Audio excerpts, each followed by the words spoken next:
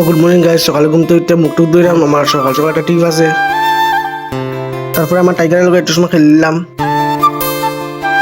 তো টিপটা আসলো বাড়ির সঙ্গে দিদির একটা টিপ, তো তাই লিয়ে দিতাম 10 দা।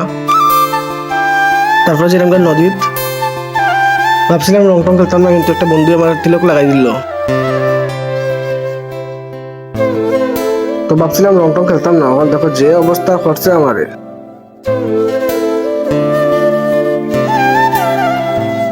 তো ফাইনালি গেলাম নদীত। তো ফাইনালি নদীর সামনে খুব সুন্দর আমরা বক্স লাগা এনজয় করলাম। ভাই খাইছি বলে হলি আর নদীর মাঝে মানুষ স্নান করতে এরকম তো হইতেই পারে না। তো ভাই 2-3 বছর পরে আমার ছোটবেলায় বন্ধু তারা হইলাম, তারা লোক খুব সুন্দর এনজয় করলাম।